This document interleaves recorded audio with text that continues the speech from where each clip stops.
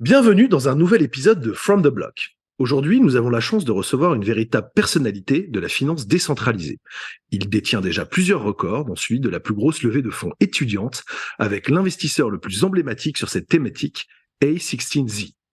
Paul Frambaud, merci d'avoir accepté notre invitation. Tu es aujourd'hui le fondateur et CEO de Morpholabs, un des plus grands protocoles de finance décentralisée actuels, avec près de 1 milliard de TVL ou Total Value Locked. Nous reviendrons aujourd'hui sur ton parcours, comment tu as eu l'idée de lancer le protocole Morpho, quels sont les challenges que tu as dû surmonter pour en faire un succès mondial en moins de 2 ans, et peut-être pourras-tu nous éclairer sur ce que ton équipe prépare pour les mois à venir. Paul, est-ce que tu pourrais te présenter pour nos auditeurs ?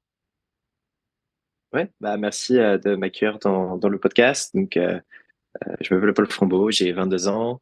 Je suis CEO et cofondateur de Morpholabs et depuis 2 ans, on développe le protocole Morpho, qui est un protocole de prêt d'emprunt décentralisé, donc qui permet aux gens de prêter, d'emprunter des cryptos sans intermédiaire, parce qu'il passe par le biais d'un algorithme qui va exécuter les opérations de prêter et d'emprunter en calculant les intérêts qui sont générés sur la blockchain Ethereum.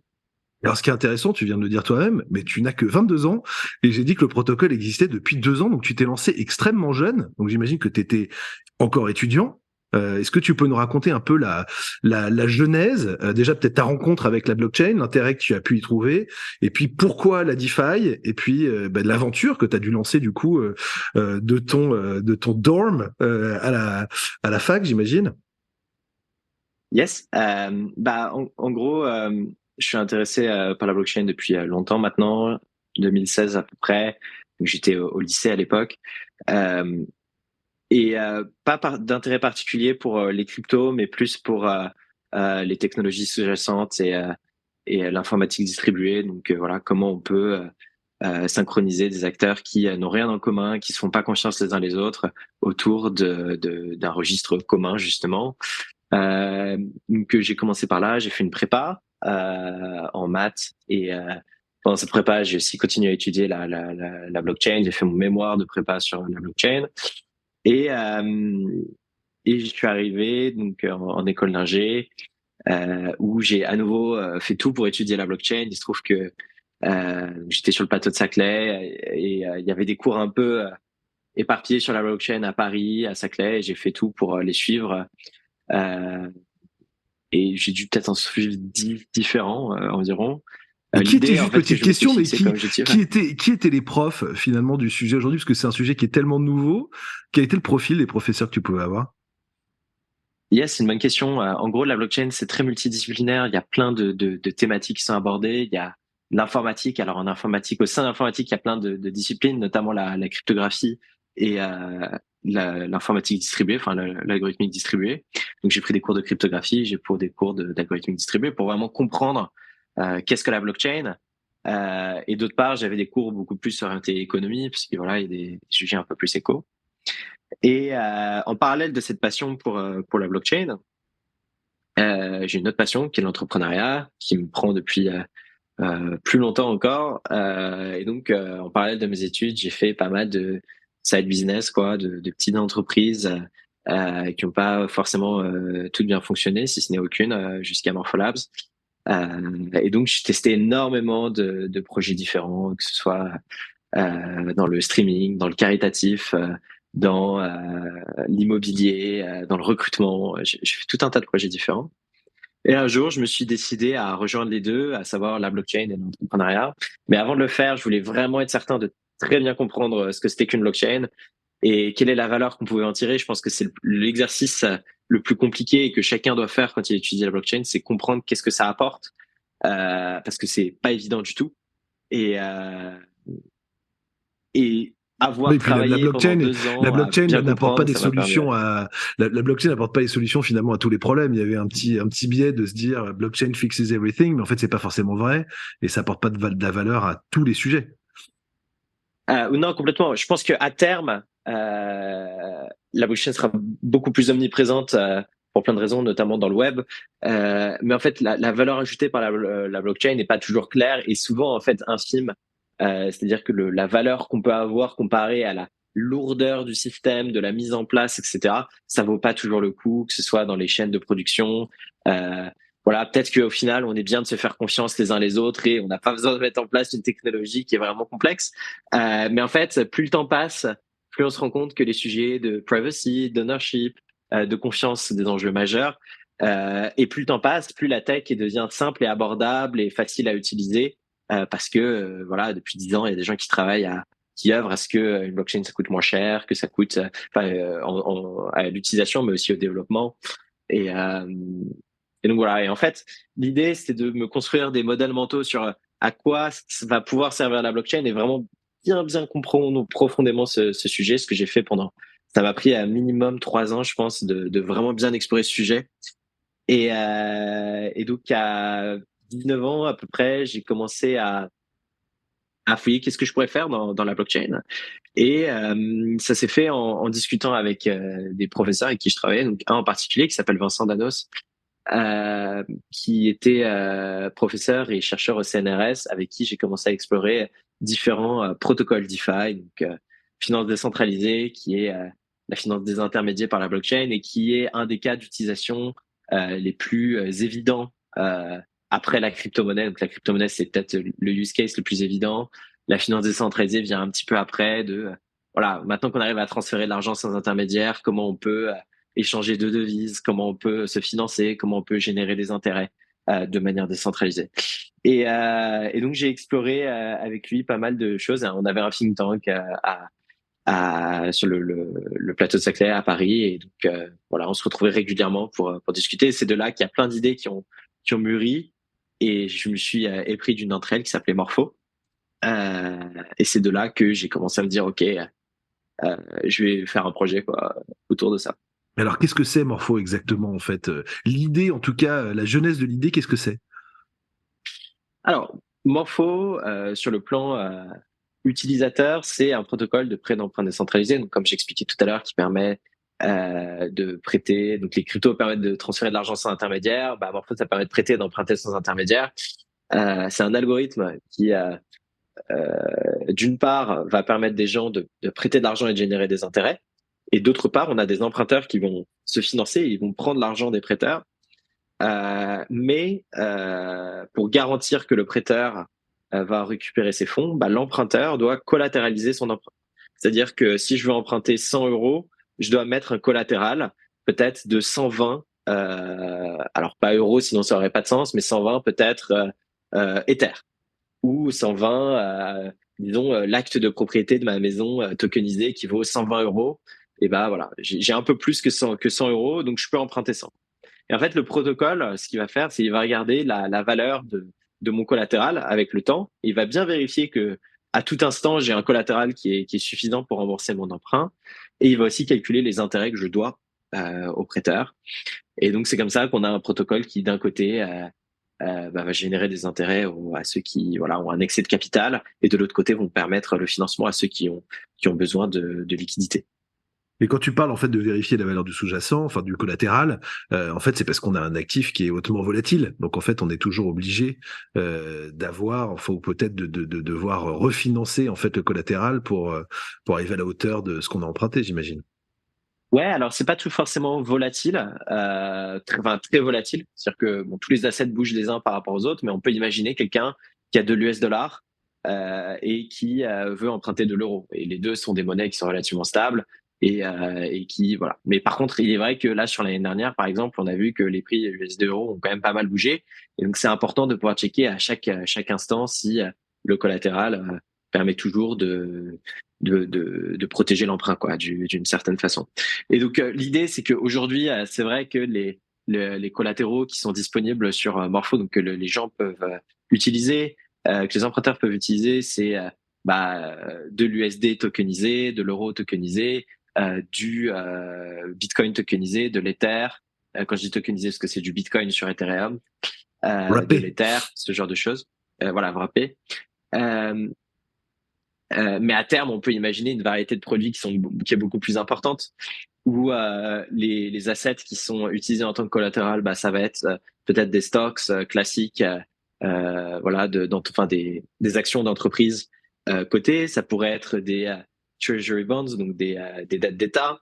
Mais ça pourrait être aussi des assets beaucoup plus réels, beaucoup plus concrets, comme par exemple la tokenisation d'un asset immobilier ou d'un panier d'assets immobiliers, où bah voilà, j'ai une propriété, un acte de propriété qui a une certaine valeur, et ben je peux l'utiliser en tant que collatéral pour me financer. C'est juste que voilà, c'est technologiquement très complexe C'est d'élargir le comme un prêt set à Lombard, en de fait. collatéral. C'est un peu le problème, C'est la ça, ouais. problématique. Ouais. Et voilà. Et du coup, c'est juste des limites qui sont technologiques, mais des verrous technologiques à enlever petit à petit pour couvrir de plus en plus de collatéraux, pardon, de plus en plus efficacement. Voilà, c'est un peu l'idée, quoi. Ouais, parce que là, tu vas un peu vite, mais c'est vrai que ça pose la question de la scalabilité. Est-ce qu'aujourd'hui, par exemple, ton protocole, tu considères que quelque part, tu peux le tester avec des cryptos qui sont du Bitcoin wrappé, de l'Ether ou des euros ou des dollars tokenisés, mais j'imagine que l'échelle du protocole, une fois qu'on ramène des actifs réels, enfin des real world assets dessus, et que ça peut être utilisé par des centaines de millions de personnes, il faut que ça soit robuste, il faut que ça tienne. Il y a des risques de hack, j'imagine. Il n'y a pas un jour qui passe sans que on parle de hack dans des protocoles DeFi. J'imagine que l'enjeu est majeur en fait pour vous. Ouais, bien sûr. Ouais. Non, complètement. L'idée, c'est le monde idéal, c'est que on a des primitives parfaites qui sont vérifiées formellement comme étant parfaites. Voilà, et on n'a aucun doute là-dessus parce qu'on l'a prouvé. Et ce sont ces primitives qui sont utilisées pour traiter sur, bah, pour acheter de l'euro par rapport au dollar. On va utiliser Uniswap, qui est un protocole qui est vérifié formellement pour emprunter de l'euro avec du dollar ou pour emprunter avec je ne sais quoi. On peut utiliser Morpho, qui sera vérifié formellement, etc. Donc, euh, la question de la scalabilité est particulièrement bien résolue par la DeFi en théorie. Pourquoi? Parce que c'est un protocole qui est accessible à tous et qui est éternel dans le sens où, bah, de par la nature de la blockchain, il est indestructible, quoi. Donc, il sera là pour toujours. Et il n'a pas de limite d'exécution si ce n'est le coût d'utilisation d'Ethereum. Et s'il est sécurisé, alors bah voilà, il peut être utilisé indéfiniment et par n'importe qui avec les volumes, autant de volumes qu'on veut, etc. Le sujet, c'est en effet la sécurité. C'est un des plus gros problèmes en DeFi qu'on voit aujourd'hui. Il y a différentes pratiques de développement en DeFi, de protocoles.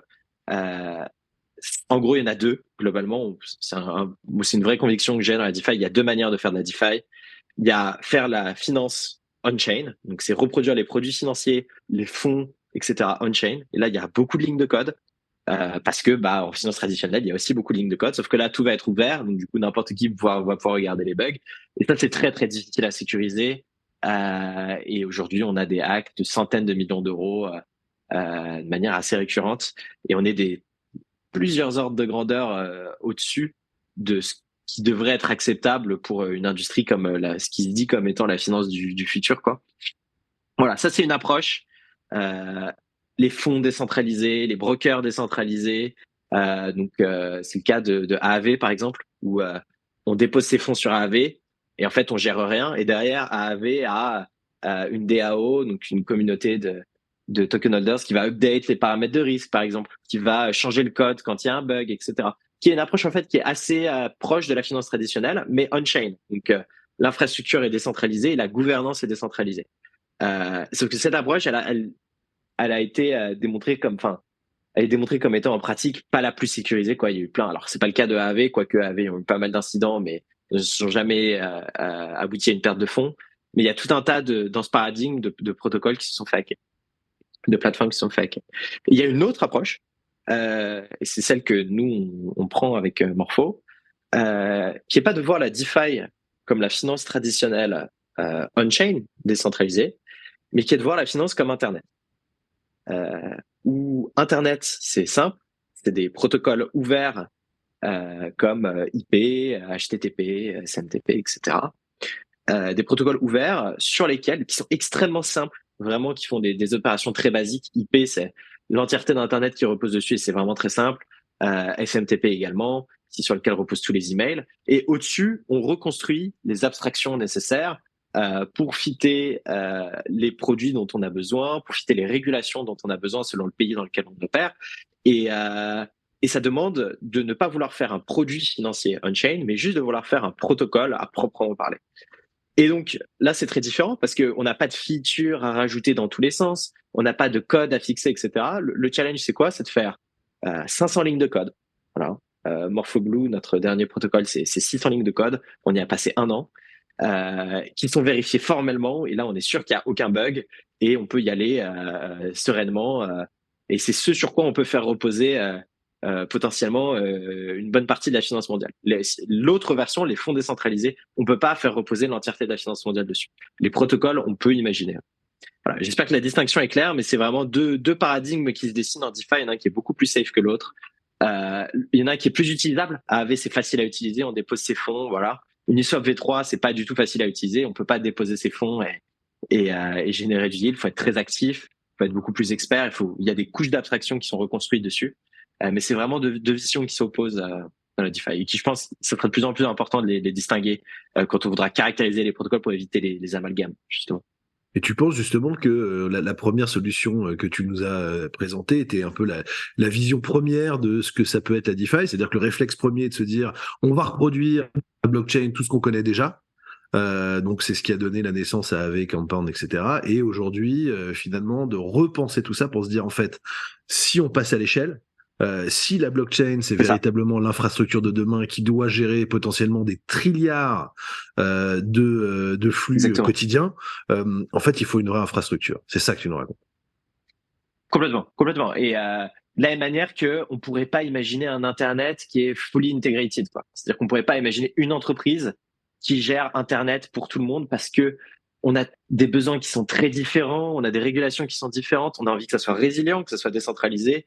On ne pourrait pas imaginer qu'il y a un bug dans IP, par exemple, ou dans parce que je sais pas, l'algo est mal fait, ou, enfin voilà. Et je pense que la première approche qui est naturelle, on se dit, bon voilà, maintenant qu'on a une blockchain, on va reproduire ce qu'on a fait dans la finance traditionnelle on-chain. Et ça a bien marché. Je veux dire, AAV, c'est 5 milliards de dollars, je crois, qui sont déposés sur AAV. Il y a tout un tas d'autres protocoles qui suivent à peu près le même paradigme, qui ont des montants respectables, mais on est très, très, très, très loin des centaines de trilliards de volumes qu'on peut voir tous les jours dans le lending, par exemple, en finance traditionnelle, quoi. On est vraiment pas proche du tout. Et je pense pas que ce sont des innovations incrémentales sur le modèle de AAV, de passer de la V2 à la V3, à la V4, où à chaque fois on rajoute des features, des choses comme ça, qui vont nous aider à aller dans le bon sens. Au contraire, je pense qu'il faut revoir complètement, comme tu disais, tout le paradigme et se dire, on veut faire une infrastructure financière pour des trilliards de dollars. Ça va vraiment être une infrastructure minimale dans laquelle on peut vraiment avoir confiance, quoi. Ok, est-ce que tu peux nous raconter un peu, parce que je crois que tu as une relation particulière justement dans l'histoire de Morpho avec justement ces protocoles de DeFi, AV, etc. Comment tu t'es construit avec eux, et j'ai l'impression qu'aujourd'hui tu t'émancipes en fait de ces protocoles. C'est ça, oui, complètement. En gros, quand je suis arrivé dans la DeFi, AAV, c'était et Compound, c'était les deux protocoles de lending les plus connus. Donc le principe, hein, encore une fois, c'est une grosse pool de liquidité dans laquelle les prêteurs viennent déposer leurs fonds, et de l'autre côté, il y a des emprunteurs qui viennent emprunter. Et en fait, la DAO, donc la DAO, c'est l'entité décentralisée, donc la communauté de token holder de AAV qui vient décider du risque que prennent les prêteurs. C'est-à-dire que quand je prête sur la pool de AAV, je gagne 2% de taux d'intérêt. J'ai un certain risque que le collatéral qui est accepté est le bon, que les paramètres qu'on lui donne sont les bons. Et il se trouve en fait que dans AAV, il y a aujourd'hui 750 paramètres de risque, quoi, différents. Et donc, il y a beaucoup de complexité, mais quand même, au début, je trouvais que ça avait plein de bonnes propriétés parce que c'était très simple. Moi, en tant qu'utilisateur, j'ai pas à réfléchir, je dépose mes fonds. Et quand on arrive dans la DeFi, on n'a pas tout de suite pensé ces paradigmes d'Internet, etc. On a surtout se dit, OK, comment on peut améliorer l'état actuel? Parce que pour qu'une startup fonctionne bien, en général, faut qu'elle améliore l'existant dans un premier temps. Pas tout de suite commencer à refonder l'entièreté de la finance dans ma chambre d'étudiant, quoi. C'est plutôt voir l'existant, voir comment je peux faire mieux et voir comment je peux voir sur un segment de marché donné qui est la DeFi, faire mieux. Et donc en fait, Morpho dit Optimizer. Donc Morpho Optimizer, c'est la première version de Morpho et ça consistait à améliorer AAV. C'est-à-dire que dans le protocole de AAV, il se trouve que il y a un gros spread, un gros écart de taux entre le taux de prêt et le taux d'emprunt. On parle de 1% pour prêter et 3% pour emprunter, schématiquement. Et l'idée de Morpho Optimizer, c'était de permettre aux utilisateurs de se retrouver au milieu, à 2%. Donc, un utilisateur de AAV utilisait Morpho, en fait, pour avoir une opportunité d'être matché en pair à pair avec un borrower. Et plutôt que d'avoir un mauvais taux, ils avaient un taux optimisé. Pourquoi AAV avait des taux comme ça? Parce qu'il y a beaucoup de prêteurs, très peu d'emprunteurs, et que le peu d'emprunteurs va distribuer 3% d'intérêt à 3 fois plus de lenders, et les lenders se partagent ces 3%. Et en fait, le Morpho, il y a un protocole qui permettait de shortcut un peu ce mécanisme de distribution et se dire on va se mettre en relation directement avec un emprunteur, il va me donner 2, je vais recevoir 2, et pas besoin de partager, et ça va être plus efficace. Et voilà, donc c'est un arbitrage qui s'est montré notablement plus efficace, quoi. Si bien que il y a eu aujourd'hui, je crois, il y a à peu près $1 milliard qui est déposé sur Morpho Optimizer. En volume, je sais pas combien ça représente, j'ai plus jamais regardé, mais c'est voilà, je pense proche de la dizaine de milliards de personnes qui sont passées. Et c'était l'idée de base, mais c'était plus un go-to-market strategy qui, moi, me permettait d'avoir une vision crédible de la croissance de Morpho à court terme. Et c'est comme ça que j'ai levé des fonds également, ma première levée de fonds. Donc, je l'ai pas raconté, hein, mais on est rentré un peu direct dans les paradigmes de la DeFi. Mais j'ai fait ma première levée de fonds pendant ma deuxième année d'études d'école d'ingé. J'ai levé 1 million d'euros à l'époque, 1,3 million. Et c'est justement parce qu'on avait cette approche d'amélioration d'AAV qu'on a pu lever des fonds. Et 6 mois après, ou 9 mois après, on a relevé des fonds. Donc j'étais en troisième année, cette fois-ci, avec Andreessen Horowitz, qui est réputé comme étant les meilleurs investisseurs et crypto et de la tech maintenant, assez notablement dans le monde. Et cette fois-ci, on a levé 20 millions d'euros. C'était connu comme étant la plus grosse levée de fonds étudiante à l'époque. Et voilà, et c'est à partir de là qu'on a commencé à construire ce protocole Morpho Optimizer. Sympa Mais d'avoir comme levé j'expliquais 21 plus millions tôt, d'euros.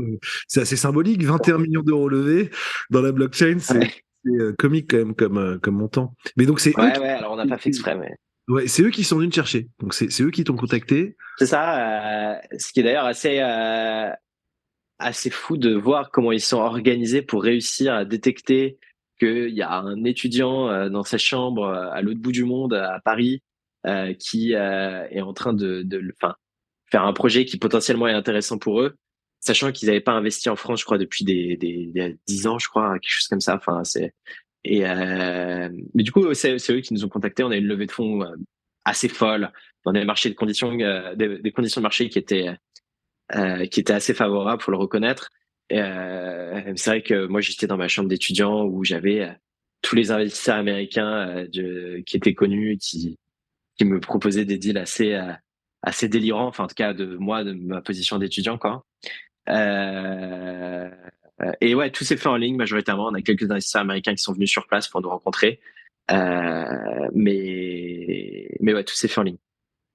Ouais, parce on était en plein Covid, c'est ça ou On était non, juste c'était en 2022. C'était pas nécessairement en plein Covid. C'était simplement que je sais pas, ils avaient pas besoin de nous rencontrer en particulier. La seule personne qui a tenu à nous rencontrer et qui a fait le voyage, c'était plus pour nous convaincre que pour essayer de checker si on était fiable ou pas. Euh, Étrangement, les gens de la crypto se font beaucoup confiance. Je sais pas. non, c'est vrai, mais en tout cas, bravo, c'est assez impressionnant, surtout à ton âge. Enfin, on a l'impression d'être dans un film hein, quand on t'écoute, de revivre un peu les aventures de Mark Zuckerberg dans The Social Networks. On est quand même Ah assez. ouais, clairement, c'était un délire. Genre, je me souviens, enfin, j'ai des histoires un peu de fou. Genre, le closing de la levée, c'est fait pendant ma semaine de partiel, où j'ai dû dormir en moyenne 3 heures par jour cette semaine, où c'était un délire total. Où genre, je faisais, je sais pas combien de calls de levée de fonds à essayer de négocier les term sheets. Et pendant la semaine, il y a un investisseur qui, pour essayer de nous convaincre justement, est venu en France Et du coup, j'ai dû quitter un de mes partiels à la moitié pour aller le voir à Paris, etc. Enfin, c'était vraiment n'importe quoi. Mais du coup, t'as eu ton diplôme ou pas? J'ai eu mon diplôme, j'ai fini mes études quand même quelques mois après. Je suis diplômé, j'ai eu ma cérémonie de diplôme il y a quelques mois. Ouais. Incroyable. Incroyable. Et alors, cette levée, elle s'est faite en equity ou elle s'est faite en token? Alors, elle s'est faite en token par le biais d'une association de droit français. Euh, c'est vraiment un sujet compliqué de euh, bon. Il faut une mécanique d'incentive telle que l'equity pour que tout cela fonctionne. Sauf que aujourd'hui, on est plus sur le monde de la blockchain, donc les tokens, c'est nativement dans le euh, représente de l'ownership dans la blockchain. Donc, on a plus envie d'utiliser des tokens dans le Web 3 parce que ça va être pratiquement utilisé, enfin en pratique, les tokens pour effectuer des votes complètement trustless parce que ça va être fait avec des smart contracts qui vont regarder combien de tokens ont chaque personne pour savoir si telle ou telle exécution de smart contract va être possible. Donc, on a besoin de tokens. Euh, et de l'autre côté, il y a l'equity où il y a un cadre juridique qui est plus clair, qui est plus standard, etc. On a fait le choix de ne lever exclusivement qu'en token euh, pour des raisons d'incentive où je trouve que c'est compliqué d'avoir et de l'equity et des tokens. Est-ce qu'on a envie de faire, en tant que fondateur, grossir la valorisation de la boîte ou est-ce que la valorisation du réseau Morpho par le biais du token? C'est pas clair et j'ai préféré me focus sur une seule chose. Et je suis vraiment pas mécontent de ce choix. Je pense que c'est vraiment la manière dont il faut faire. Donc les investisseurs n'ont pas d'equity euh, et ont tous investi dans un token qui est le token de gouvernance du réseau Morpho, quoi. Donc enfin du protocole Morpho. Et c'est un peu l'idée en anglais ils disent own a share of the network. C'est que ce qui aura la plus grosse valeur à terme, c'est pas la DevCo Morpholab, c'est bel et bien le réseau Morpho si on vient à remplacer le prêt et l'emprunt à l'échelle mondiale. Et ils préfèrent avoir une partie de ce network, quoi, parce que c'est ça le long term bet, quoi, d'une certaine façon. Et est-ce que tu peux nous expliquer un petit peu comment tout ça fonctionne, les économiques, entre ce que je crois qu'il y a Morpholabs, il y a le protocole Morpho, il y a la DAO. Est-ce que tu peux nous expliquer un peu économiquement comment tout ça fonctionne? Parce que je suis sûr que c'est pas clair pour plein de gens. Ouais, bien sûr, c'est compliqué. Donc moi j'ai créé Morpholabs parce que voilà, je voulais faire une startup, donc je crée une startup, enfin je crée une entreprise, quoi. En rétrospective, c'est peut-être pas forcément ce que j'aurais dû faire, mais on a une société de droit français, Morpholabs SAS, qui est une devco dans le sens où dedans on est des matheux et des informaticiens, on développe du code, quoi. On développe le protocole Morpho notamment, euh, et on travaille pour Morpho Association. Morpho Association, c'est une association qui n'a pas de but lucratif particulier. Son objet, c'est de développer l'adoption du protocole Morpho et en quelque sorte, de faire du prêt de l'emprunt un bien commun, quoi. De la même manière que derrière SMTP, HTTP, en général, il y a des fondations qui sont là pour les standards, des espèces de consortiums avec tout un tas d'acteurs. Dans cette association, il n'y a pas que Morpholabs, il y a tout un tas d'acteurs qui travaillent sur Morpho, que ce soit des chercheurs indépendants, des professeurs ou des entreprises qui travaillent sur d'autres aspects que nous, sur lesquels on n'est pas expert. Je pense notamment au risk management, etc. Et cette association, c'est elle qui a levé les fonds en vendant des tokens. Et il y a une troisième entité avec des gros guillemets, parce que c'est pas vraiment une entité, c'est un algorithme, c'est la DAO. Ça, c'est un morceau de code sur Ethereum qui tourne. Ça, c'est l'instance algorithmique qui contrôle le réseau Morpho et qui est contrôlé par les token holders. C'est-à-dire que quand j'ai un token Morpho, j'ai le droit de contrôler la DAO, la Decentralized Autonomous Organization, qui est en fait un smart contract qui a du contrôle sur le protocole Morpho. Voilà, globalement. Et donc tout ce petit monde s'agence où il y a idéalement un jour le protocole Morpho, il a envie d'évoluer et d'être self-sustainable, quoi, de pas avoir besoin de fonds pour continuer à vivre, etc. Et ben il peut prendre un frais sur le réseau qu'il a créé et ce frais arrive dans la DAO Et après, la DAO peut distribuer à Morpholabs, etc. Je trouve que pour l'instant, on n'a pas le cadre juridique pour faire ça. Donc, on a une association qui remplace, entre gros guillemets, la DAO pour l'instant. Et on n'a pas nous, on reçoit aucun argent du protocole. Le protocole ne prend pas de frais pour des raisons juridiques majoritairement. On attend qu'il y ait moins de flou juridique. On travaille avec les régulateurs pour que ce soit le cas, etc. Et voilà. Mais globalement, c'est l'idée, quoi. C'est le protocole qui génère un revenu nécessaire à son futur développement et qui vient payer des contributeurs tels que Morpholabs, par exemple. C'est une société ou une association française, du coup? Où est-ce que tout ça est situé? Ouais, les deux sont français. Pourquoi? Alors, c'est un choix qui est original, parce que c'est pas le cas de tout le monde. Je pense que quand on travaille dans la DeFi, le premier truc qui nous est préconisé, c'est de partir offshore parce qu'il n'y a pas de réglementation, il y a un vrai risque juridique. Maintenant, il se trouve des fois, il y a aussi des raisons fiscales. C'est pas toujours pour ça que les projets y vont. S'il y en a, c'est vraiment pour purement des considérations juridiques. J'ai décidé qu'on fasse tout en France parce que je vois vraiment le long terme dans le sens où je pense pas que la DeFi sera massivement adoptée en étant offshore. Je pense que la DeFi sera massivement adoptée si les applications qui permettent d'interagir avec les protocoles ouverts sont régulées. Voilà, il y a pas de raison que quand on interagisse avec un protocole DeFi, alors sans forcément que le protocole lui-même, de la même manière que IP n'est pas régulé, les applications qui sont construites autour le sont. Et je pense que le bon chemin pour y arriver, c'est d'être proactif et de construire en France, quoi. Il y a un parallèle qui est Binance et Coinbase. Voilà, Binance, c'était un exchange qui peut-être a voulu aller plus rapidement, donc c'est enregistré offshore. Coinbase a voulu faire les choses un peu dans les règles, même s'il n'y avait pas de règles et qu'il a fallu les écrire. Donc a tout fait aux États-Unis. Sur le long-term game, il semblerait que Coinbase a fait un bon choix stratégique parce qu'aujourd'hui, c'est ceux qui sont le moins embêtés parmi les embêtés, même s'ils ont des discussions très frontales avec les réglementations, ce qui est très normal.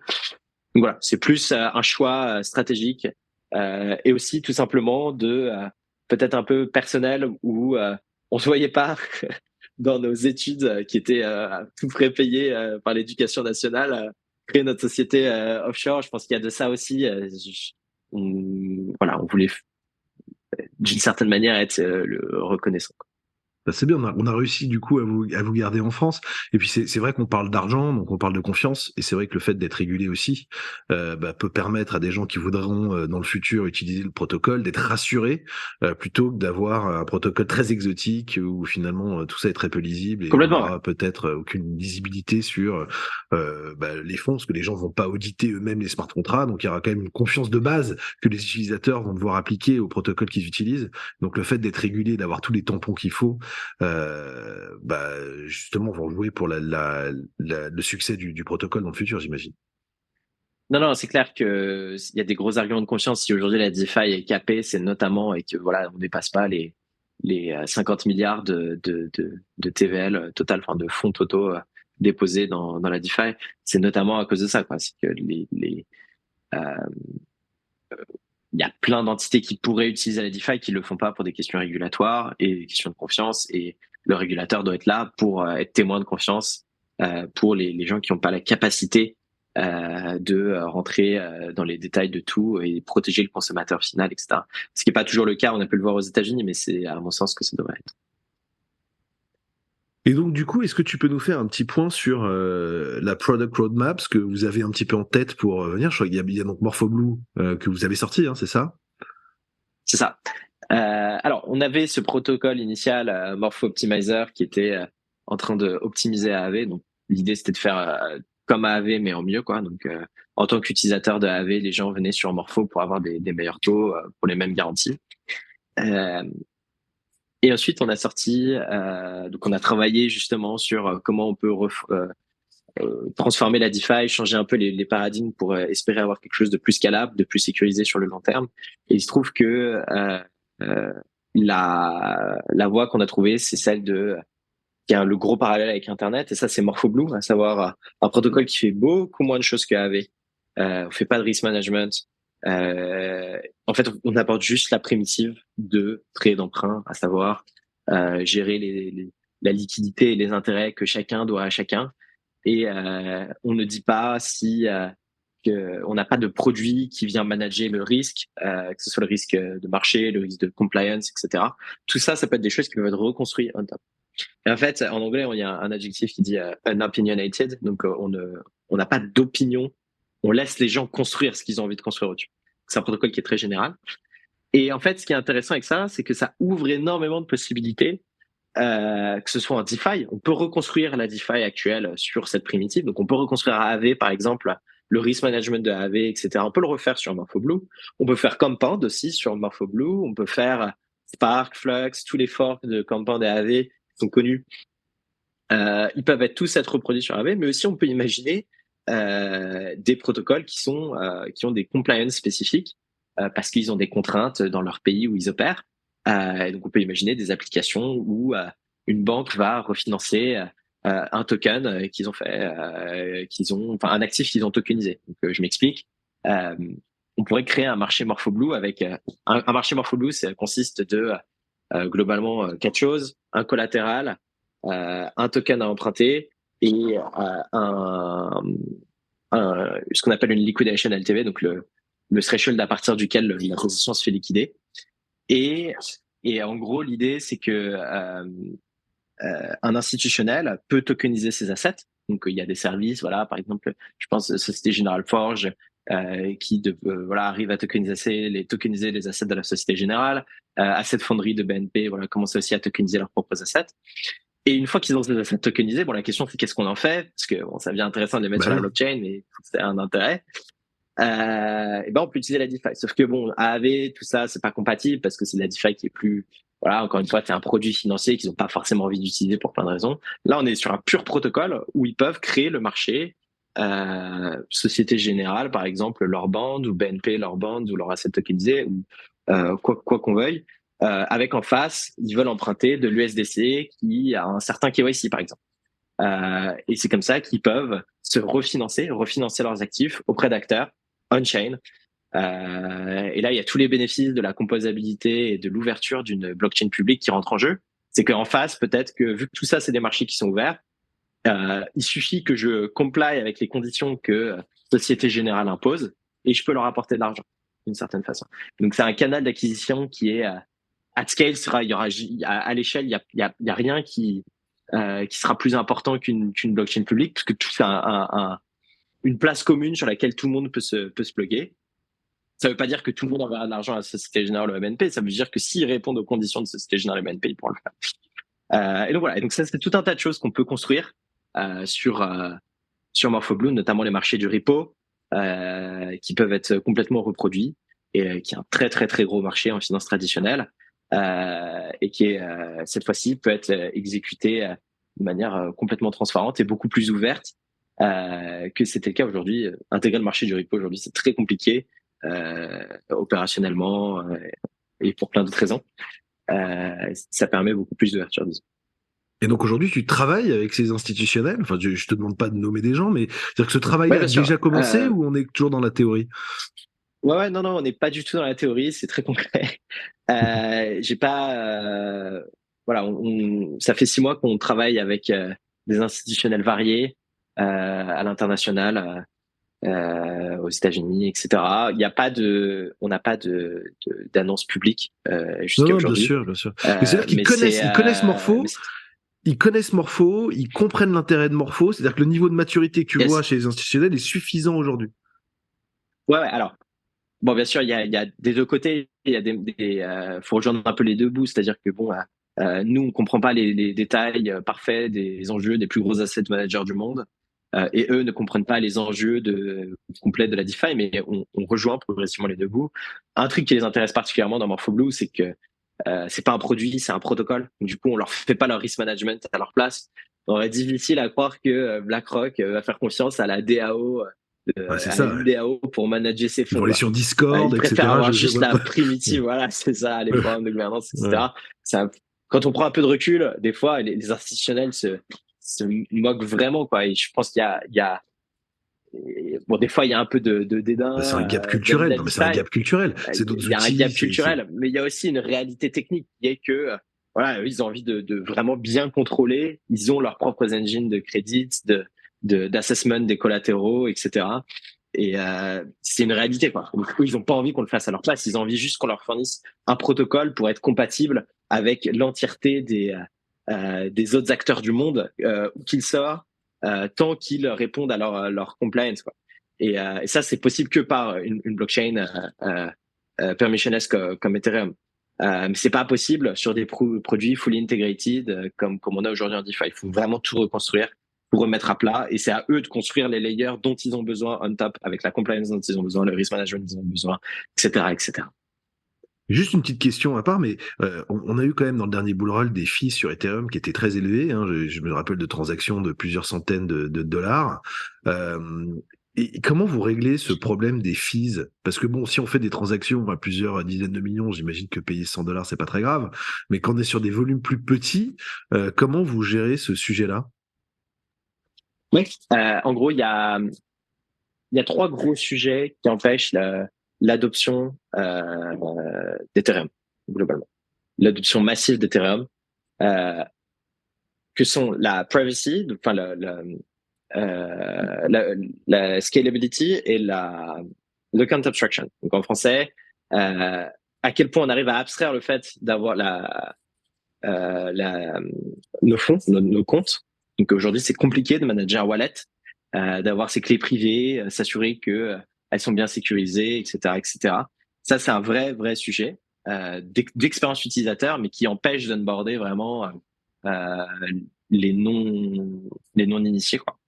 Le deuxième sujet, c'est la scalabilité, le passage à l'échelle de la blockchain. Donc ça, c'est les fees, c'est le sujet que tu mentionnes. Aujourd'hui, interagir avec Ethereum, ça coûte très cher, beaucoup trop cher. Euh, Ça, c'est purement technologique. C'est juste du temps qu'il faut. Les solutions techniques, théoriques sont là. Il faut juste les implémenter, les sécuriser, les mettre en œuvre. Et il faut du temps, il faut être patient. Ça va arriver. Il y a il y a globalement deux grosses technologies qui sont très prometteuses. C'est les preuves sans apport de connaissances, donc ce qu'on appelle les zero knowledge proof, dans lequel on est capable de faire un calcul en dehors de la blockchain, mais de vérifier l'intégrité de ce calcul sur la blockchain. Donc ça permet de faire des économies de coûts phénoménales. Et la deuxième innovation, c'est le sharding, qui permet de distribuer la blockchain différemment selon les nœuds. Et ça permet aussi de gagner des ordres de grandeur. Donc aujourd'hui, la blockchain a besoin de passer à l'échelle par plusieurs ordres de grandeur, de mon avis. Je pense qu'on est plus de l'ordre de multiplier par 10 000, 100 000 le nombre de transactions, ou diviser par 100 000 le coût, c'est à peu près la même chose, des transactions, pour qu'on ait quelque chose d'intéressant. On va y arriver, juste ça va prendre du temps. Et enfin, le dernier sujet, et peut-être un des plus importants, c'est la privacy. Tout simplement, on n'a pas forcément envie que toutes nos transactions financières, en tant qu'individuel, soient publiques de tous, et encore moins un institutionnel. Et donc voilà, et ça, il y a des vrais enjeux de compliance. Comment on arrive à la fois avoir un flux de transactions qui est privé, mais pouvoir le révéler à certaines institutions si elles nous demandent, ce genre de choses. Pareil, on a les briques technologiques, on a la théorie, juste ça prend un temps fou, quoi, à faire. C'est juste des lignes de code à écrire, à sécuriser, ça prend des années et des années. Mais quand on est en plein dedans, comme c'est mon cas, on a du mal à voir comment ça ne va pas finir par y arriver, parce qu'on voit toutes les briques qui sont là. Il faut juste du temps. Oui, il y a eu pas mal d'initiatives il y a quelques années sur du KYC partagé sur la blockchain, par exemple, pour justement dévoiler certaines informations aux gens qui le demandent, etc. Enfin, c'est vrai qu'il y a des sujets qui sont là depuis tellement longtemps.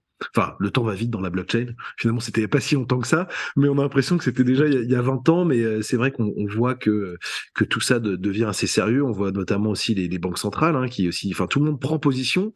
Et c'est vrai quand tu dis, je vois pas comment ça ne pourrait pas arriver.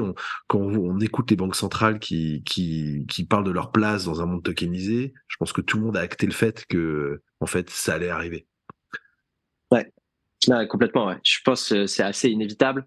Euh, Maintenant, la question, c'est comment, parce qu'il y a plusieurs manières que la technologie aboutisse. De la même manière que sur Internet, il y a vraiment l'histoire de la blockchain et des cryptos. Il y a vraiment des parallèles très rigolos à faire avec l'évolution d'Internet dans les années 2000, où, par exemple, quand Marc Andreessen, qui est le fondateur d'Andreessen Horowitz, qui est aussi fondateur du premier navigateur qui existait, Netscape. a voulu intégrer, ouais voilà, Netscape a voulu intégrer le paiement.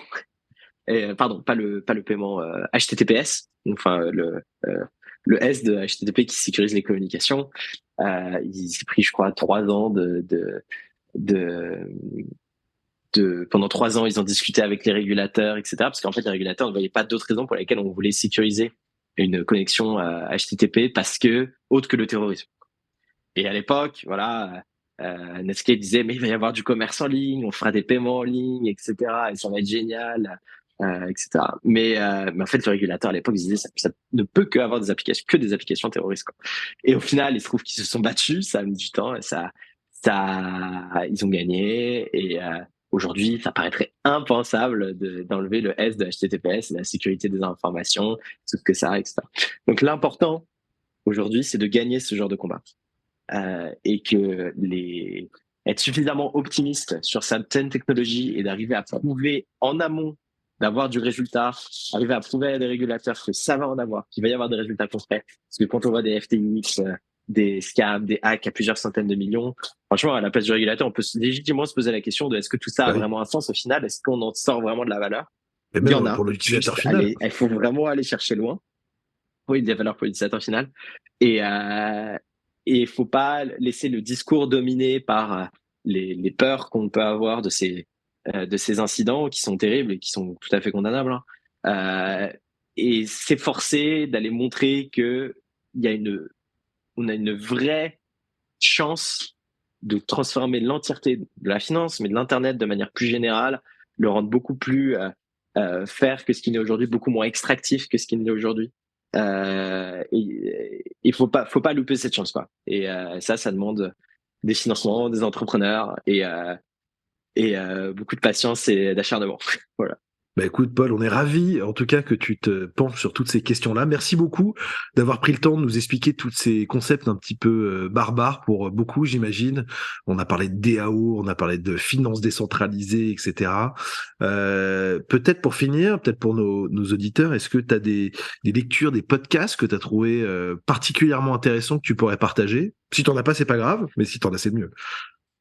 Non, je pense que moi, j'aime pas mal pour Twitter, pour la crypto. Je trouve que c'est une source d'information qui est très intéressante si on suit les bons comptes. Je pense que les personnes les plus intéressantes à suivre sont étrangement les investisseurs parce que c'est eux qui ont les modèles mentaux et les visions les plus générales sur où est-ce que le Web3 peut aller d'ici 5 à 10 ans parce que c'est leur métier en fait d'essayer de déterminer ça.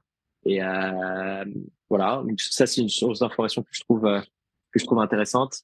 J'ai pas de lecture qui vient à l'esprit en podcast. J'aime beaucoup Epicenter. J'ai pas eu l'occasion de les écouter depuis un bon bout de temps, mais avant d'être chez Morpholab, je les écoutais beaucoup. Et voilà, je pense que le plus important, c'est toujours de diversifier les sources d'information, mais surtout d'essayer d'aller dans le fond des sujets le plus possible, quoi. Parce qu'il y a vraiment dans la crypto de manière générale une surface à gratter en permanence, quoi, où les sujets sont vraiment compliqués et des fois ça demande d'aller très très loin dans la compréhension des sujets pour vraiment tirer la vérité, quoi. Donc j'encourage vraiment de pas forcément le chemin le plus agréable, mais j'encourage vraiment les auditeurs qui souhaiteraient s'informer un peu plus à pas justement aller en surface, mais vraiment aller loin dans les sujets en diversifiant les sources, quoi. Bah super Paul, bah merci beaucoup. J'espère que cet épisode aura suscité beaucoup de vocation à aller chercher, gratter un peu la surface. Merci Paul. Fantastique, merci beaucoup. Et voilà, c'est tout pour cet épisode de From the Block. Comme je suis sûr que vous avez adoré cet échange autant que moi, je vous invite à vous abonner au podcast ou à la chaîne YouTube. Vous trouverez tous les liens dans la description de cet épisode. N'hésitez pas à partager ce podcast avec vos amis, collègues et tous ceux qui s'intéressent au Web3. Votre soutien nous aide à continuer à produire du contenu de qualité et à faire connaître les voix influentes de l'industrie. Restez connectés, car de nombreux épisodes passionnants sont à venir. Merci d'avoir écouté From the Block.